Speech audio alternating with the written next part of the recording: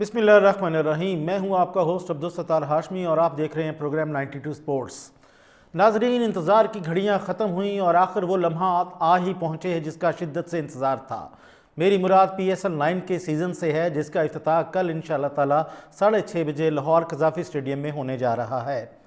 यहाँ एक बड़ी रंगारंग तकरीब का इनेकाद किया जाएगा जिसमें पाकिस्तान के सफ़ा अव्वल के गुलकार अली ज़फ़र और आयमा बेग जो हैं वो खुल के खेल तराना या गाना गाकर इस तकरीब को चार चांद लगाएंगे। और इसके अलावा यहाँ पर आलम लोहार के बेटे आरफ लोहार और आर्टिस्ट नूरी भी अपने फ़न का मुजाहरा करेंगे।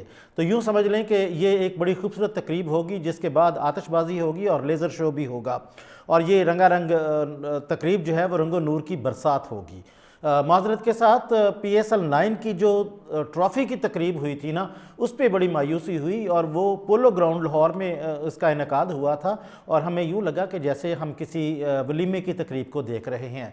बहरहाल ये कौमी तकरीबात होती हैं, यहाँ पर कौमी वक़ार का ख्याल रखा जाना चाहिए। अब तक के 9 सीज़न से पहले की अगर हम बात करें तो पहले 3 सीज़न यानी 2016 से 2018 तक का जो 3 सीज़न थे ये अली ज़फ़र ने इस पे अपने गाने रिकॉर्ड करवाए थे।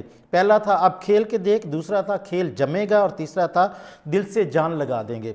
और उसके बाद 2019 में अली ज़फ़र से ये फरीज़ा लेकर फवाद ख़ान को सौंपा गया था जिन्होंने खेल दीवानों का गाया था। और इसके साथ फवाद ख़ान के साथ आलमी शोहरत याफ्ता म्यूज़िक बैंड बोनियम ग्रुप भी यहाँ आया था और उन्होंने इस तकरीब को बहुत ही खूबसूरत बनाया था। 2020 में एक नया तजुर्बा किया गया और अली अज़मत और हारून, आसम अज़हर और आरफ लोहार पर मुश्तमिल एक टीम ने हम तैयार हैं ये गाना गाया था और ये काफ़ी इसने धूम मचाई थी। 2021 में एक नया तजुर्बा किया गया और पाकिस्तान की पंजाबी लेजेंडरी गुलकारा नसीबुल लाल के ज़िम्मे ये बात लगाई गई कि वो गुरु मेरा गाएं और उन्होंने कमाल गाकर बहुत ही खूबसूरत धुनों के साथ इस तकरीब को चार चांद लगाए थे। 2022 में आतिफ असलम और आयमा बेग ने आगे देख का किया था खेल और उसके बाद 2023 यानी पिछले साल आसम अज़हर ने इस पे बात की थी और गाना रिकॉर्ड करवाया था और फिर 2024 में दोबारा अली ज़फ़र के पास ये मामलात आ गए और उन्होंने और आयमा बेग ने बहुत ही खूबसूरत गाना और तराना रिकॉर्ड करके इस तकरीब को चार चांद लगाएंगे। तो ये तकरीब के हवाले से थोड़ा सा हवाल था और मेरा लाहौर के शहरियों से गुजारिश है कि वो कल कज़ाफ़ी स्टेडियम ज़रूर जाएँ और इस रंगारंग तकरीब का हिस्सा बने। ये पाकिस्तान की इज़्ज़त का सवाल भी है क्योंकि ये जो लीग है ये सिर्फ पाकिस्तान में नहीं बल्कि पूरी दुनिया में देखी जाती है। अब हम बात करते हैं कल के मैच की। कल 17 फरवरी है और 17 फरवरी को शाम 7:30 बजे पहला मैच जो है वो खेला जाएगा। ये मैच कोई आधा घंटा लेट शुरू होगा इसलिए कि 6:30 बजे तकरीब होगी और तकरीब 1 घंटे की बाद जो है वो 7:30 बजे मैच जारी होगा। ये मैच लाहौर कलंदर्स और इस्लामाबाद यूनाइटेड के बीच में खेला जा रहा है। दोनों टीमों ने ये टाइटल दो दफ़ा जीता है लेकिन फ़र्क ये है कि आपके कप्तान शाहीन शाह अफरीदी ने 2 दफ़ा कंसेक्टिव 2 दफ़ा ये टाइटल जीता है और इस वक्त वो हैट्रिक पर हैं। अगर वो 2024 का सीज़न और मेला लूट लेते हैं तो ये उन्हें एजाज़ होगा कि उन्होंने एजाज़ हासिल करने की हैट्रिक मुकम्मल की है। जबकि इस्लामाबाद यूनाइटेड ने भी ये एजाज़ 2 दफ़ा हासिल किया है लेकिन ये दोनों दफ़ा अलग अलग मुद्दत में था, कंसेक्टिव नहीं था ये। और अगर हम यहाँ पिच की बात करें नाजरीन, मैं आपको बताऊं कि ये जो पिच है ये बड़ी फ्लैट पिच होगी। यहाँ पर जो ग्राउंडमैन है वो ज़्यादा रूलर फेर कर इसको और ज़्यादा बैटिंग बना देता है और यहाँ पर बॉलर्स को बड़ी मार पड़ती है और हाई स्कोरिंग मैचेस होते हैं और आप ये कह लें कि ये बल्लेबाजों की जन्नत है तो गलत ना होगा। लेकिन मिडल ओवर्स में जाकर स्पिन ओवर्स को फोकियत मिलती है, स्पिन बॉलर्स जो हैं वो चाहते हैं और उनको विकेटें मिलने के इम्कानात ज़्यादा होते हैं। तो आप ये समझ लें कि यहाँ पर जो हाईएस्ट स्कोर फर्स्ट इनिंग्स में है वो 160 से 170 के बीच में होगा और सेकंड इनिंग्स में ये स्कोर 144 से लेकर 150 तक हो सकता है। और यहाँ पर अगर आप औसत रन्स की बात करते हैं तो ये 175 से 180 रन्स के बीच में होता है। इस पैच को आप डिफेंडिंग ट्रैक कह सकते हैं कि यहाँ पर डिफेंड करना जो है वो आसान होता है। अब हम बात करते हैं हेड टू हेड मुकाबलों की, कि अगर हम कल के मैच की बात करें लाहौर कलंदर्स और इस्लामाबाद की, तो दोनों के बीच में अब तक 17 मैच हो चुके हैं, जिसमें से 8 मैच लाहौर कलंदर ने जीते हैं और इस्लामाबाद ने 9 मैच जीते हैं। और अगर हम लास्ट 5 मैचेस की बात करें तो यहाँ पर पलड़ा लाहौर कलंदर्स का बहुत भारी है, उन्होंने 5 के 5 ही मैच जीते हैं, जबकि इस्लामाबाद जो है वो आखिरी 5 मैचेस में एक मैच भी नहीं जीत पाई। और अगर हम लाहौर स्टेडियम यानी कज़ाफ़ी स्टेडियम की बात करें तो यहाँ पर अब तक 41 मैचेस हो चुके हैं, जिसमें 12 मैचेस जो हैं वो टारगेट डिफेंड किया गया है, जबकि 14 मैचेस में टारगेट चेज़ किया गया है। पावर प्ले की बात करें तो यहाँ पर 48 से लेकर 58 रन्स तक तवक्को की जाती है, जबकि टोटल रन्स 170 से 180 के बीच में आती है। लाहौर में कज़ाफ़ी स्टेडियम में होने वाले मैचेस की फिर एक और हवाले से बात की जाए तो लाहौर कलंदर्स ने यहाँ पर 24 मैच खेले हैं और इनमें से 16 जीते हैं, 8 मैच हारे हैं, जबकि इस्लामाबाद यूनाइटेड ने यहाँ टोटल 12 मैच खेले हैं, जिसमें 5 जीते हैं और 7 मैच हारे हैं। तो गुज़श्ता सीज़न में लाहौर ने मुल्तान सुल्तान्स को 1 रन से शिकस्त दी थी और फाइनल जीत लिया था। तो यूँ समझ लें कि उनका जो मैच है वो वहीं से शुरू होगा जहां उन्होंने गुज़श्ता सीज़न में मैच ख़त्म किया था। और इस मरतबा शाहीन अफरीदी ये अज़म लेकर आए हैं कि मुझे ये मैच जीतने हैं और ये टाइटल जीतना है और हैट्रिक मुकम्मल करनी है। अब हम बात करते हैं दोनों टीमों के खिलाड़ियों की, दोनों टीमों का मुआवजा करते हैं और उसके बाद हम आपको बताएंगे किस टीम के जीतने के इम्कानात ज़्यादा हैं। अगर हम लाहौर कलंदर्स की बात करें तो लाहौर कलंदर्स के ओपनर फ़खर जमान हैं, जबकि इस्लामाबाद में ओपनर जो हैं वो एलेक्स हेल्स हैं। अगर आप इन दोनों खिलाड़ियों का मुआवजा करते हैं तो फ़खर जमान ने आखिरी जो 3 मैच खेले थे उसमें 91, 73 और 63 रन बनाए थे, जबकि इस्लामाबाद के एलेक्स हेल्स के जो है हाईएस्ट 116 और 99 और 94 है। लेकिन अगर आप फ़खर जमान की पावर हिटिंग देखें और एलेक्स हेल्स की पावर हिटिंग देखें तो ये पलड़ा बराबर नज़र आता है, दोनों खिलाड़ी एक दूसरे के बिल्कुल बराबर की सतह पर है। दूसरे नंबर पर अब्दुल्ला शफीक ओपनर आते हैं और उधर से कोलन मैनरो आते हैं। कोलन मैनरो और अब्दुल्ला शफीक के बीच में भी मुकाबला टाई है। अब्दुल्ला शफीक अगरचे T20 के ज़्यादा मैचेस नहीं खेले हुए, लेकिन उनका अज़म वो ये जाहिर करता है कि वो इस मैच को बड़े आसानी से आगे लेकर निकलेंगे। तो यहाँ भी हम अगर आप कहते हैं तो अब्दुल्ला शफीक और कोलन मैनरो जो है ये तकरीबन बराबर ही हैं।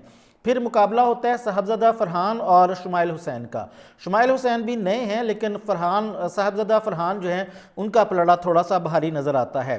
और दूसरी तरफ जो आज़म खान हैं वो जो हैं इस्लामाबाद की तरफ से हैं और राजा जो हैं ये लाहौर की तरफ से हैं। तो इन दोनों के बीच में देखा जाए तो आज़म खान जो हैं उनका पलड़ा थोड़ा सा भारी दिखाई देता है, इसलिए कि वो अभी ही बांग्लादेश लीग में बहुत अच्छी परफॉर्मेंस देकर आए हैं और उनकी जो लंबी शॉट्स हैं वो हावी होती हैं दूसरे पर। कामरान गुलाम का मुकाबला अमाद वसीम के साथ है। अमाद वसीम अभी कराची को छोड़कर इस्लामाबाद में आए हैं और बड़ी अच्छी परफॉर्मेंस में हैं, लेकिन उनकी हालिया अगर परफॉर्मेंस देखें तो वो इतनी अच्छी शायद नहीं है। लेकिन फिर भी कामरान गुलाम जिन्होंने अभी तक शायद कोई T20 मैच नहीं खेला, उन पर अमाद वसीम भारी नज़र आते हैं। एक और बड़ा ज़ोरदार मुकाबला सिकंदर रज़ा और शादाब खान के बीच में है। शादाब खान गुज़श्ता 1 साल से जो है आउट ऑफ फॉर्म है और उनका बुरा वक्त चल रहा है, लेकिन हो सकता है कि PSL 9 उनके लिए अच्छी आवाज़ लेकर आया हो और अच्छा वक्त लेकर आया हो। बहरहाल शादाब खान और सिकंदर रज़ा ज़िम्बाब्वे के हैं, वो भी बैटिंग ऑलराउंडर हैं, बहुत अच्छी बॉलिंग भी करते हैं। शादाब खान भी बैटिंग ऑलराउंडर है और बहुत अच्छी बॉलिंग करते हैं। इनके बीच में भी मुकाबला तकरीबन टाई है। हाँ, डेविड वेजे की बात करते हैं तो डेविड वेजे साउथ अफ्रीका के हैं, वो बहुत मार धाड़ करते हैं, हार्ड हिटर हैं और हारा हुआ मैच भी जितवा देते हैं। तो यूँ समझ लें कि डेविड वेजे जो हैं उनका पलड़ा भारी है। अब हम बॉलिंग स्क्वाड पर आते हैं तो शाहीन शाह ज़ाहिर नंबर 1 बॉलर हैं। हारिस रऊफ जो हैं वो भी एक बड़े क्लास के बॉलर हैं, अगरचे अभी उनका सेंट्रल कॉन्ट्रैक्ट जो है वो मुअत्तल किया गया है, लेकिन उनकी जो T20 बॉलिंग है और ख़ास तौर पर डेथ ओवर्स में उनकी बॉलिंग जो है वो बहुत ही रिमार्केबल है। और उसके साथ अगर ज़मान खान हो तो ज़मान खान को भी आपने देखा कि वो भी अपनी पूरी फॉर्म में हैं। तो इस तरह से आप ये कह सकते हैं कि लाहौर कलंदर्स के शाहीन, हारिस और ज़मान खान पर जो एक स्क्वाड है, जो एक अलॉट है इसका, वो बहुत ही भारी पड़ सकता है। जबकि इस्लामाबाद के पास भी बॉलर्स की कमी तो नहीं है, लेकिन उनका पलड़ा थोड़ा सा ऊपर जाता है और लाहौर कलंदर्स का पलड़ा थोड़ा सा भारी नज़र आता है, इसलिए कि इस्लामाबाद में फ़हीम अशरफ हैं। बज़ाहिर तो उनकी कारकर्दगी अच्छी है, लेकिन अगर आप उसको शाहीन के साथ कंपेयर करते हैं तो शाहीन का पलड़ा ज़्यादा भारी है। नसीम शाह और हारिस को अगर आप देखते हैं तो हारिस का तजुर्बा ज़्यादा है और नसीम शाह अभी जो है वो इंजरी से वापस हुए हैं और काफ़ी अरसा के बाद खेल रहे हैं, और देखना ये है कि वो इसको कंटेन करते हैं, आगे लेकर चलते हैं या नहीं। और आखिर में टामिल मिल्स हैं, उनका जो मुकाबला अगर इनके साथ किया जाए तो वो भी पलड़ा भारी नहीं है। तो यूँ आप कह सकते हैं कि बॉलिंग साइड में लाहौर कलंदर्स और इस्लामाबाद यूनाइटेड तकरीबन बराबर ही है और थोड़ा सा एज जो है वो लाहौर कलंदर्स को है, लेकिन बॉलिंग में लाहौर कलंदर्स को वाज़े बरतरी जो है वो हासिल है। तो इस पर अगर हम आपसे राय पूछें कि इन हालात में या इस कंपैरिजन के बाद आप क्या समझते हैं कि कौन मैच जीत सकता है, लेकिन मेरी ज़ाती राय ये है कि लाहौर कलंदर्स ये मैच ले जाएगी। लाहौर कलंदर्स की अगर बात करते हैं तो इनका जो स्ट्राइक रेट बैटिंग में वो 179 है और इस्लामाबाद का 170 है। बॉलिंग में 7.9 इकॉनमी रेट है लाहौर का, जबकि इस्लामाबाद का 9.30 है। तो ये भी एक वाज़ेह फ़र्क है। यहाँ पर इस्लामाबाद की कमज़ोर बॉलिंग का जो है वो जायज़ा लिया जा सकता है। तो ये एक कंपैरिजन था जिस पर आप भी अपनी राय का इजहार कर सकते हैं, कमेंट में बता सकते हैं। और मैंने भी आपको बताया कि मुझे लगता है कि जैसे कल लाहौर को थोड़ा सा एज है, और अगर हम इसको इस तरह से करें कि 49 और 51 की रेशो दें तो हार जीत का मार्जिन यहाँ होगा, लेकिन ये पहला मैच बहुत ही कांटेदार होगा। अब आखिर में मैं आपको पीएसएल के जो कुछ रिकॉर्ड्स हैं उसके बारे में बताऊंगा, और ये रिकॉर्ड ख़ास तौर पर पिछले सीज़न के हैं। पिछले सीज़न में आपको याद होगा कि शाहीन शाह अफरीदी ने मुल्तान सुल्तान्स को फाइनल में 1 रन से शिकस्त दी थी, और 1 रन से शिकस्त देकर उन्होंने ना सिर्फ ये एजाज़ हासिल किया, ये टाइटल जीत लिया, बल्कि इस्लामाबाद का एजाज़ और उनका रिकॉर्ड भी बराबर कर दिया। इस वक्त इस्लामाबाद और लाहौर 2-2 एजाज़ जीत चुके हैं, 2-2 टाइटल जीत चुके हैं। गुज़श्ता सीज़न में मोहम्मद रिजवान ने 12 मैचेस में 55 की औसत से 142.85 की स्ट्राइक रेट से 550 रन बनाकर टॉप स्कोरर की पोजीशन पर काबज़ हुए थे। इससे पहले ये पोजीशन जो है वो बाबर आजम के पास थी और उन्होंने 11 मैचेस में 152 की औसत से 145.4 के स्ट्राइक रेट से 522 रन बना रखे थे। गुज़श्ता सीज़न में ही मुल्तान सुल्तान के रेल रोसो ने 1 सेंचुरी और 3 निस्फ सेंचुरियाँ बनाई थी और उनका मजमूई स्कोर 453 था। लेकिन इस सीज़न में रेल रोसो जो हैं वो कोयटा को प्यारे हो गए और कोयटा से एक खिलाड़ी जो है इफ्तिखार वो मुल्तान सुल्तान के पास आए थे। एक और रिकॉर्ड भी गुज़श्ता सीज़न का है, वो है लाहौर के फ़खर ज़मान का। फ़खर ज़मान ने 13 मैचेस में 100 छक्के लगाकर पहली पोजीशन हासिल की है और गुज़श्ता सीज़न में उन्होंने 27 छक्के लगाए थे। मजमूई तौर पर उनकी पूरी दुनिया में चौथी पोजीशन है, लेकिन पाकिस्तान में वो सरे फहरिस्त हैं। और अगर आप सेंचुरियों की बात करते हैं तो पहले 8 जो सीजन्स थे उनमें सेंचुरियों की मजमूई तादाद 13 है और 5वें और 7वें सीज़न में 3-3 सेंचुरियाँ बनी थीं। लेकिन गुज़श्ता साल यानी 2023 के PSL में मजमूई तौर पर 7 सेंचुरियाँ बनी थीं और ये एक रिकॉर्ड है। और इन 7 सेंचुरियों में बाबर आजम, जैसन रॉय कोयटा ग्लेडिएटर के, और लाहौर के फ़खर ज़मान और मुल्तान के रेलो रोसो और मुल्तान के ही उस्मान खान ने PSL की तेज़ तरीन सेंचुरी बनाने का रिकॉर्ड बनाया था। और मुल्तान सुल्तान के मोहम्मद रिजवान और कोयटा के मार्टिन गुप्टिल ने सेंचुरियां बना रखी थी। तो ये वो रिकॉर्ड हैं जो इस साल तवक्को है कि टूट जाएगी, इसलिए कि अभी सारी टीम जो है मोस्टली लड़के जो हैं वो बहुत ज़्यादा क्रिकेट खेल कर आए हैं और वो बड़े चार्जड हैं और इंशाअल्लाह ताला शायकीन को छक्कों और चौकों की बरसात नज़र आएगी और बहुत शानदार मैच देखने को मिलेंगे।